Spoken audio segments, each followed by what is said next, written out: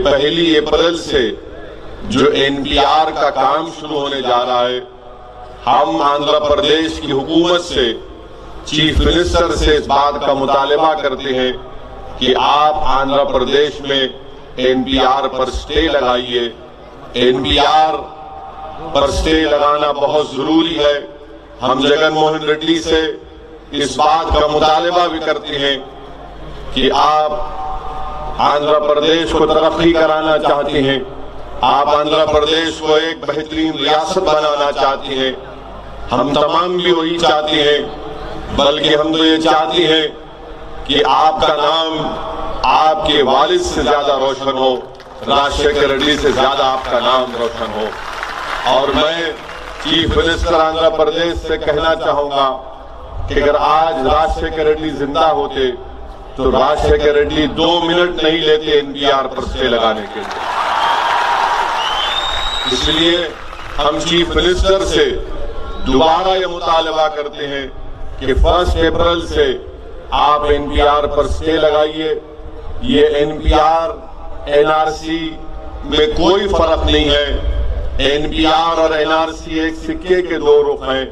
अगर एनपीआर होगा तो एनआरसी कैसा भी होगा। और मैं आपको जिम्मेदारी के साथ बता रहा हूं, जो माहिरीन ने लिखा है, एक्सपर्ट्स ने लिखा है कि अगर भारत में एनआरसी होगा तो मिनिमम कम से कम 8 करोड़ लोगों के नाम नहीं आएंगे। 8 करोड़। आप अंदाजा लगाइए, अगर 8 करोड़ लोगों के नाम नहीं आएंगे, उनको कहां रखेंगे आप? उनका क्या हाल होगा? उनको भारत की शहरियत छीन ली जाएगी, उनके हुकूक छीन लिए जाएंगे, उनको वोट डालने का इख्तियार नहीं होगा। और इसीलिए हम तमाम लोग, चाहे तेलंगाना की हुकूमत हो, चाहे आंध्र प्रदेश की सरकार हो, हमारा मुतालबा है कि एनपीआर पर स्टे लगाइए।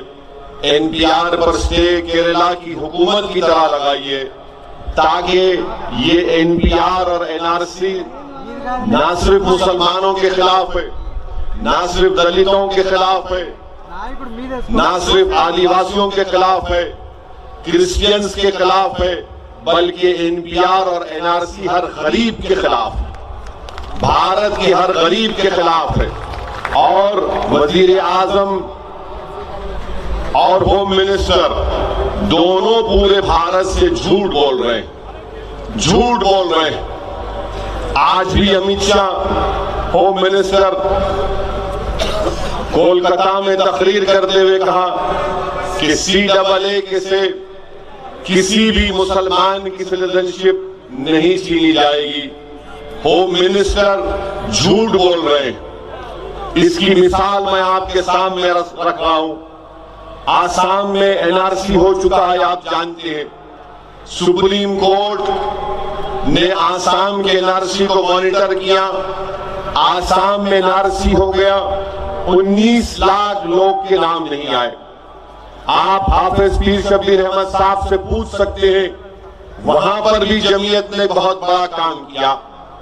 19 लाख में 5 लाख मुसलमान के नाम नहीं आए, 13 लाख गैर मुस्लिम हमारे भाई बहन।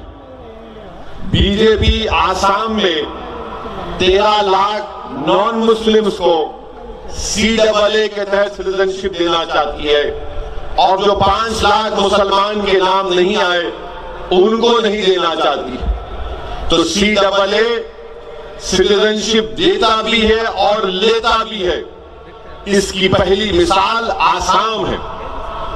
13 लाख नॉन मुस्लिम्स को सिटीजनशिप आसाम में मिलेगी, और जो 5 लाख मुसलमानों का नाम नहीं आया उनसे प्राइम मिनिस्टर कह रहे हैं, बीजेपी कह रही है कि आप अपना केस फॉरेनर्स ट्रिब्यूनल में लड़ो।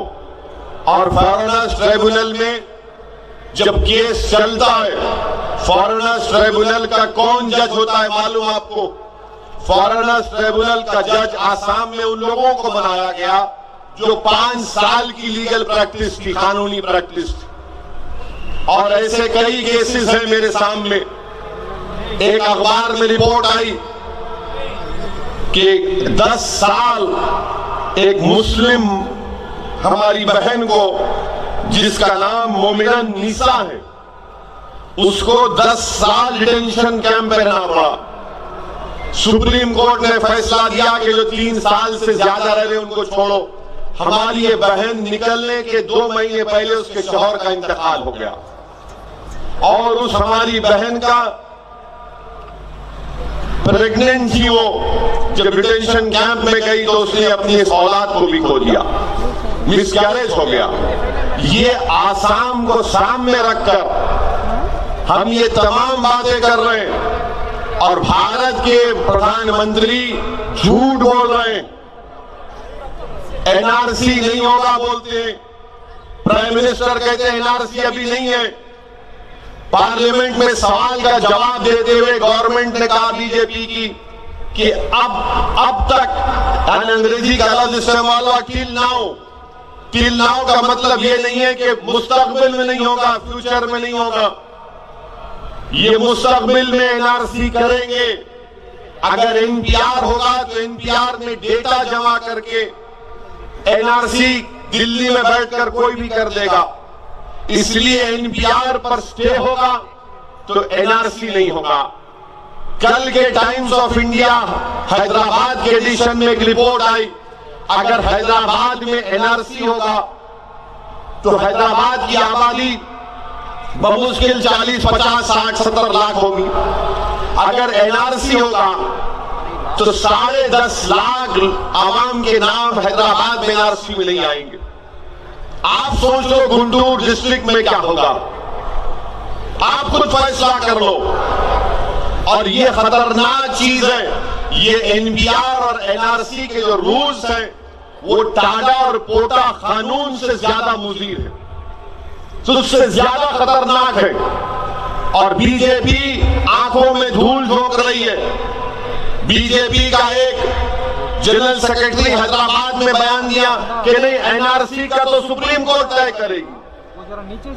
सुप्रीम कोर्ट नहीं तय करेगी एनआरसी। एनआरसी का रूल्स में आ चुके हैं। सिटीजनशिप कानून में एनपीआर और एनआरसी का जिक्र है। इसीलिए हम तमाम उसके खिलाफ एहतजाज कर रहे हैं। मैं आप तमाम से कह रहा हूं, मैं भारत के गरीबों से कह रहा हूं, मैं भारत के मुसलमानों से, हमारे दलित भाइयों से, आदिवासियों से कह रहा हूं, अगर आज आप प्रोटेस्ट नहीं करेंगे तो कल आपके जनाजे उठाए जाएंगे। आज प्रोटेस्ट करिए, एहतजाज करिए, पुरअमन रखिए, ताकि कल हमको तकलीफ से अगर बचना है तो हमको एनपीआर, एनआरसी, सीएए के खिलाफ प्रोटेस्ट करना है। और अगर आंध्र प्रदेश के चीफ मिनिस्टर हमारी बात को नहीं मानते और वो बीजेपी के डर से, प्रधानमंत्री के डर से आंध्र प्रदेश में एनपीआर करेंगे, तो आप सुन लो चीफ मिनिस्टर आंध्र प्रदेश, हम एनपीआर का बायकॉट करेंगे। एनपीआर का हम उसका वेलकम नहीं करेंगे। क्या आप तमाम लोग एनपीआर का बायकॉट करेंगे 1 अप्रैल से? और आपका काम यह होना चाहिए कि अगर कोई आपके घर को आएगा तो आप अपने घर के ऊपर नेशनल फ्लैग को लगाइए और कहिए देखो ये झंडा क्या है, ये झंडा देखो, और अपना रास्ता पकड़ो, दोबारा हमारी गली में नहीं आना। और एनपीआर का गरीबी से कोई ताल्लुक नहीं है। आधार कार्ड गरीबी को बताता है, वो प्रूफ है। हम आंध्र प्रदेश के चीफ मिनिस्टर से बड़ी इज्जत के साथ कह रहे हैं, आप एनपीआर पर स्टे लगाओ। आप ये मत बोलो जगनमोहन रेड्डी साहब कि एनपीआर के फॉर्म में हम 2010 का क्वेश्चनर लगाएंगे। आपको स्टेट गवर्नमेंट को कोई अख्तियार नहीं है क्वेश्चनर बनाने का। क्वेश्चनर बनेगा गवर्नमेंट ऑफ इंडिया, मोदी की हुकूमत की तरफ से। आपको सिर्फ स्टेट गवर्नमेंट के मुलाजिमीन को, एम्प्लॉइज को देना है। उनके पास एक टैब होगा और उसके बाद वो काम करते जाएंगे। स्टेट को कोई अख्तियार नहीं है कि वो कहे कि 2010 का हम क्वेश्चनर बनाएंगे। इसीलिए हमको एनपीआर के खिलाफ आवाज उठाना है। अभी भी मौका है, अभी भी वक्त है कि आप उस पर स्टे लगाकर गरीबों को बचाइए, क्योंकि वाईएसआर पार्टी अगर जीती तो आंध्र प्रदेश के गरीबों ने उनको वोट दिया है, दौलतमंदों ने वोट नहीं दिया। दौलतमंद इलेक्शन लड़ लिए, मगर वोट गरीब का था, मुसलमान का था, दलित का था, आदिवासी का था, क्रिश्चियन का था।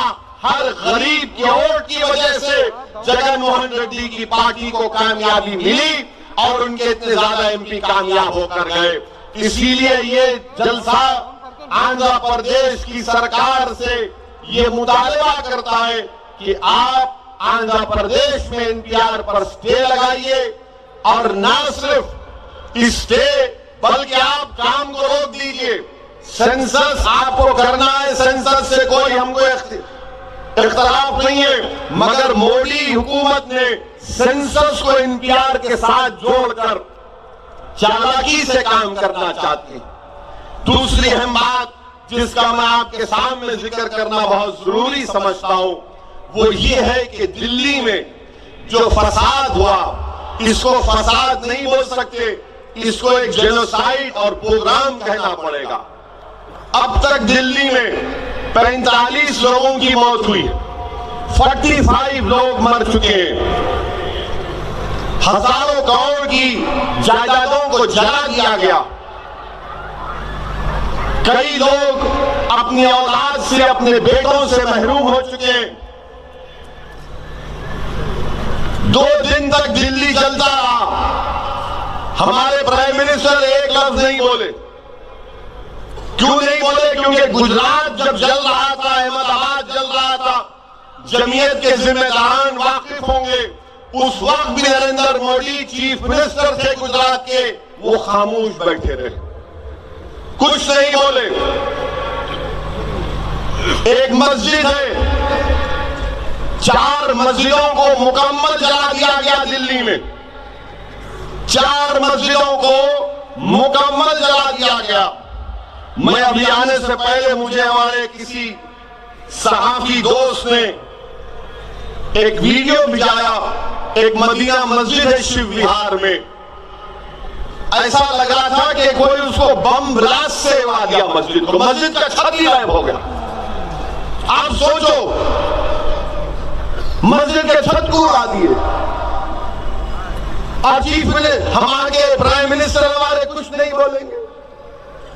45 लोग, हम वजीर आजम को पूछना चाह रहे कि 4 मुसलमान बच्चों को पुलिस का वीडियो आया, उन 4 बच्चों को पुलिस गोली मारकर, लठ मारकर उनका वीडियो निकालकर उनसे कहती है कि जन गण मन पढ़ो।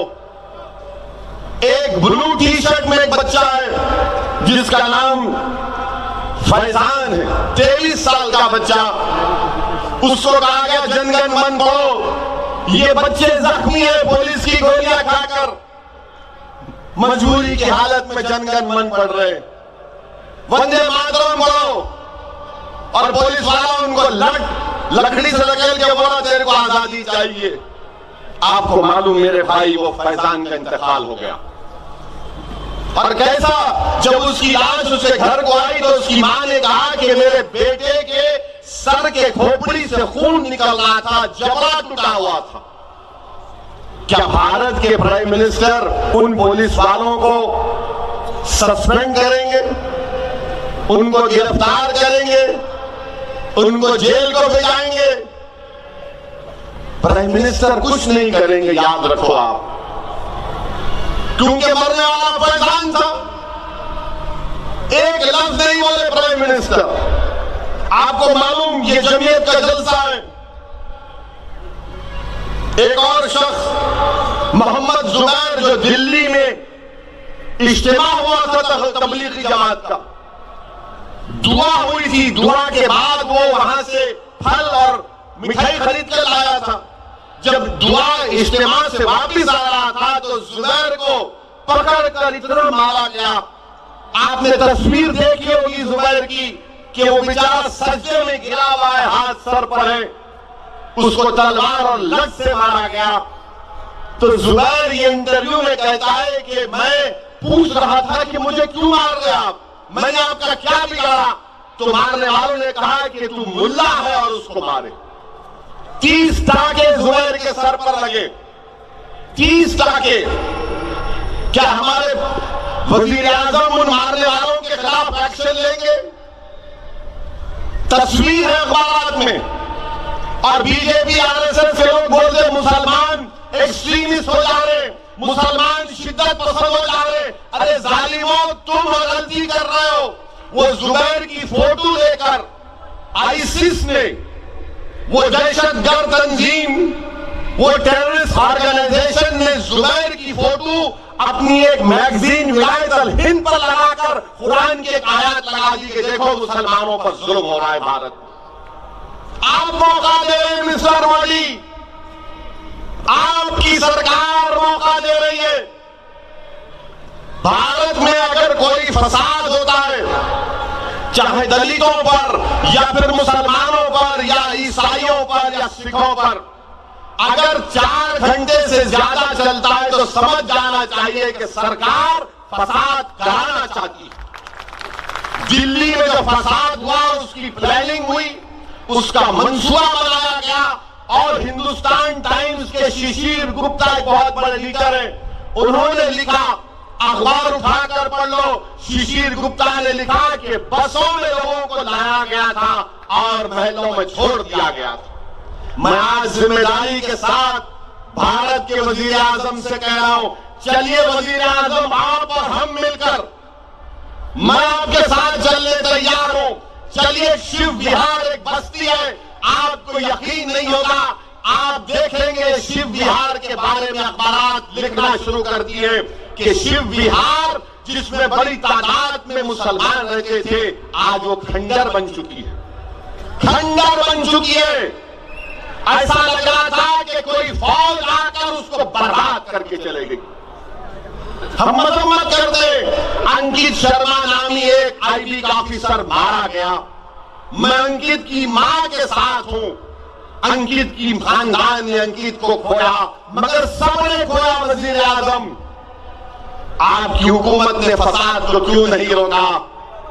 आपके पास ताकत, आपका तो 56 इंच का सीना है ना, 56 इंच का सीना है, और अब दिल्ली में फसाद को नहीं रोक पाते। ट्रंप आया हुआ था तो पूरा मीडिया ट्रंप की खुशामद में था, कोई मीडिया में नहीं दिखाया गया। ट्रंप के चले जाने के बाद दिखाया गया, हमारी बर्बादी दिखाई गई। हम तो समझ रहे थे कि मेरी नस्ल को दोबारा मस्जिद के ऊपर चढ़कर कोई शहादत नहीं देखना पड़े, तो ये मेरी बदकिस्मती है कि मैं जिंदा हूं और मैंने अपनी आंखों से देखा कि दिल्ली की एक मस्जिद के मीनार के ऊपर ये शयातीन चढ़कर उसका मीनार का स्पीकर निकालकर उस पर अपना भगवा झंडा लहरा थे।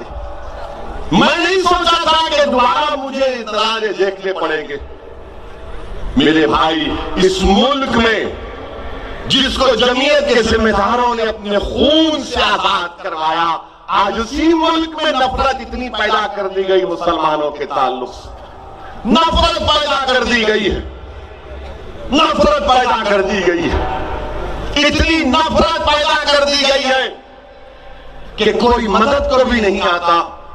एक अनीस नामी बीएसएफ का कांस्टेबल है जो 3 साल जम्मू कश्मीर में काम किया, उसके घर पर बीएसएफ का निशान है, तो जालिमों ने उसके घर को जला दिया, अनीस के घर को जला दिया। अनीस की शादी के पैसे रखे हुए थे 10 लाख, वो चले गए। अनीस की मां और वालिद ने इंस्टॉलमेंट पर ज्वेलरी खरीदी, वो लुट गई। आप बताइए फिर क्या है ये? क्या करें हम मुसलमान? बताओ मोदी जी। अगर मैं बोलता हूं तो बोलते तुम हेट स्पीच देते हो। मैं वजीर आजम को बता रहा हूं कि हम तमाम जो यहां पर बैठे, हमारे नाम मुख्तलिफ होंगे, मगर खुदा की कसम हमारी ज़बानें आपकी गुलाम नहीं है, हम महकूम नहीं है आपके। हमारी ज़बानें आजाद थी, है और रहेंगी इंशाअल्लाह ताला। हमारी ज़बानें हक को बयान करती आई है, हक को बयान करते रहेंगे। हाँ, अगर हमारी ज़बान से निकलने वाले अल्फाज आपको आपके सीनों में, आपके दिल को तकलीफ पहुंचाती है, अगर हमारे जबान से निकलने वाले तकारीर अगर आपके ज़मीर को बेकार करती है, अगर तुमको ये तकलीफ होती है, तो याद रखो हमारी जबान उसी वक्त बंद होगी जब हमारी आंखें अल्लाह के हुक्म से बंद होगी। मगर हम इस दुनिया से चले जाएंगे, मगर एक फिक्र देकर जाएंगे।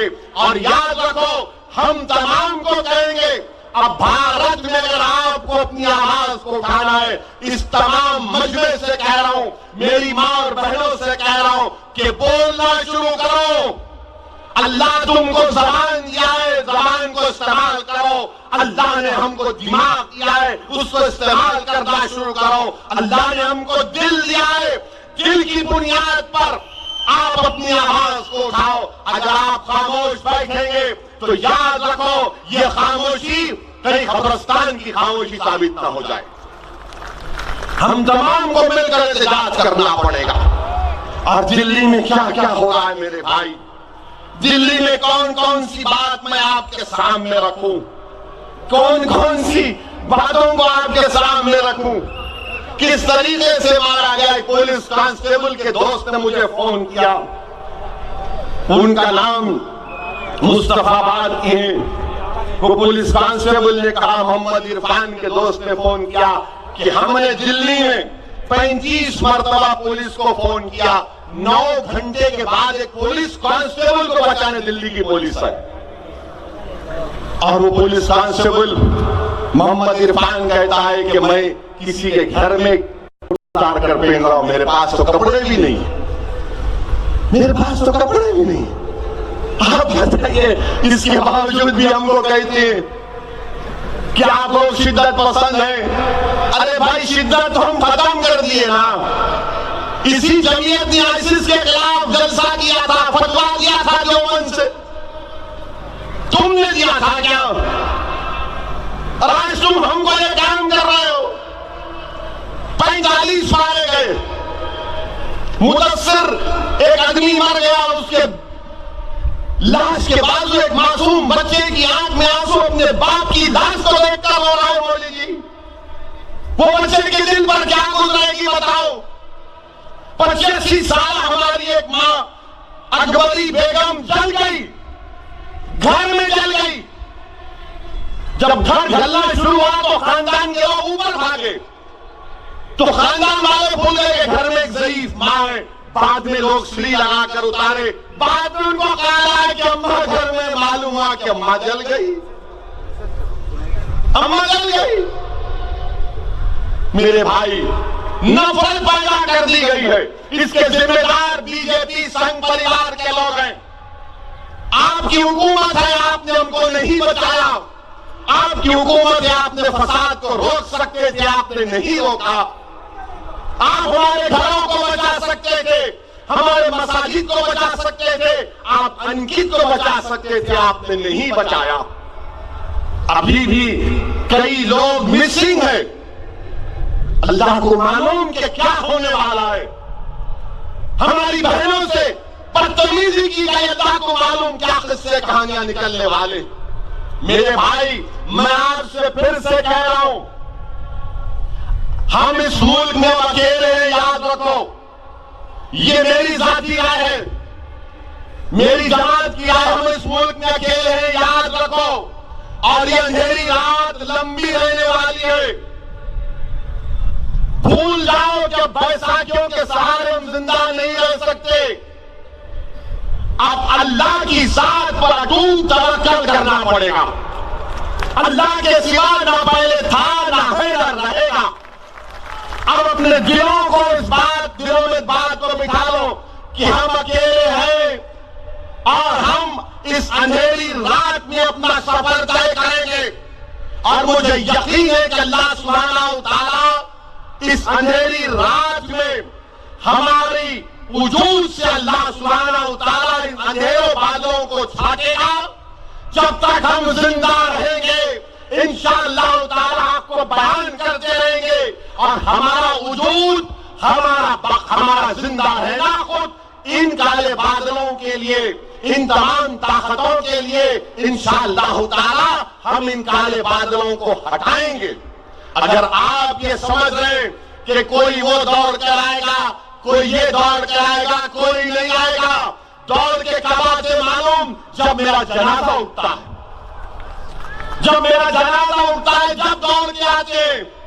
और इस फसाद में मेरे भाई एक अजीब और गरीब बात, आमिर और हाशिम दो सगे भाई हैं। जनाजा भी कैसे उठा इन भाइयों का कि एक तरफ आमिर का चेहरा, दूसरी तरफ हाशिम का चेहरा, और दो भाइयों का जनाजा लेकर जा रहे हैं। ये बर्बादी हुई हमारे भारत में, भारत के दारुल हुकूमत में, कैपिटल में। नरेंद्र मोदी कुछ नहीं बोलते, कुछ नहीं बोलते। आई के गुजराल प्राइम मिनिस्टर के बेटे इंदर कुमार गुजराल ने लेटर जारी करके कहा कि मैंने पुलिस को 50 मरतबे फोन किया कि आओ बचाओ मुसलमानों को जो मुझसे राब्ता किए थे, पुलिस नहीं आई। मेरे अजीज दोस्तों और बुजुर्गों, इंशाअल्लाह ताला हम अल्लाह की जात पर तवक्कल करेंगे। और आपसे एक ही गुजारिश करता हूं कि आप दिल्ली से दूर हैं, मगर इतनी दूर तो नहीं है कि हम इनको भूल जाएं। हम गुंडूर में आप हैं। अल्लाह ने हमको ये दिमाग दिया, सोचने की तमीज दी, और सबसे बड़ी चीज हमारे पास अगर हथियार है जिससे हम बीजेपी संघ परिवार का मुकाबला कर सकते हैं, हमारे पास जो हथियार है जो इस देश को बचा सकते हो, हमारे हाथ। इन हाथों को अल्लाह की बारगाह में उठाते रहिए। अगर आज के इस जलसे में कोई अहले दिल है तो मैं आपसे भीख मांग रहा हूं। आप रातों में उठकर अल्लाह को राजी करने वाले हैं। आप हमारी फरियाद को, हमारी तकलीफ को अपने आंसुओं से अल्लाह की बारगाह में अर्ज करिए कि परवरदिगार, हम आपकी हबीब की उम्मत, यकीनन सुबह क़यामत तक हक और बातिल की लड़ाई होती रहेगी, मगर इस तरह से, इस बर्बरियत के साथ कि किसी को गोली मार लिए, किसी के घर को जला दिए, मेरे भाई, ये बर्बादी, ये बर्बरियत मुल्क की हो रही है। हम वजीर आजम से कह रहे हैं कि मत करो आप ये, मत करो, रोको इन लोगों को। आप देश के गद्दारों को गोली मारो। कितनों को मारेंगे गोली आप? कितनों को मारेंगे गोली आप? आप मारना चाहते हैं, मारो ना, मगर क्या करेंगे मारकर आप? भारत की खूबसूरती क्या है? भारत की खूबसूरती सिर्फ मुसलमान नहीं, भारत की खूबसूरती सिर्फ हिंदुइज्म नहीं, भारत की खूबसूरती सिर्फ ईसाई या सिख नहीं, भारत की खूबसूरती से तमाम मज़ाहिब हैं। भारत का कोई मजहब नहीं है, भारत तमाम मज़ाहिब को मानता है। यही तो वादा किया गया था ना हमारे अकाबिरीन से कि भारत का कोई मजहब नहीं होगा। हाफिज पीर शब्बी आप अपने मजहब पर चलिए, कोई हिंदू अपने मजहब पर चले, मगर यहां पर उल्टा हो रहा है, यहां पर उल्टा हो रहा है। ये एक मंसूबाबंद तरीके से ये तमाम काम किए जा रहे हैं। मेरी आपसे गुजारिश है कि मुत्तहिद रहिए, डरने और घबराने की जरूरत नहीं है। और आपसे जो कुछ भी हो सकता है दिल्ली के गरीब और मजलूम आवाम के लिए हमको करना है। और इंशाअल्लाह ताला जो बच्चे यतीम हुए हैं, जिनके घर जल गए हैं, अल्लाह सुब्हानहू व तआला उनकी मदद करेगा। और मुझे यकीन है कि अल्लाह की इस सरजमीन पर, इस मुल्क में ऐसे भी बंदे हैं जिनके दिल आज भी जिंदा हैं, जो जरूर इन गरीब और मजलूम आवाम की मदद करेंगे। मेरे अजीज दोस्तों और बुजुर्गों, ये मुल्क के हालात हैं, इस पर मैं आपकी तवज्जो मजबूत करना चाहता था। आपके पास, कितनों के पास सेल फोन है? जरा सेल फोन की लाइट ऑन करो, टार्च ऑन करो, पूरे ऑन करो, ताकि भारत के वजीर आजम को कम से कम ये रोशनी दिखाई दे। ये CAA NPR NRC के खिलाफ ये मजमा, पूरे अपने सेल फोन को ऑन करो, लाइट को ऑन करो, क्योंकि प्राइम मिनिस्टर और उनकी गवर्नमेंट को कम दिख रहा आजकल। मैं आपसे पूछूंगा, क्या आप NPR के खिलाफ है? क्या आप NRC के खिलाफ है? क्या आप NPR के खिलाफ है? क्या आप NRC के खिलाफ है? क्या आप भारत को सेकुलर रखेंगे? क्या आप संविधान को बचाएंगे? क्या आप अंबेडकर और गांधी के ख्वाबों को पूरा करेंगे?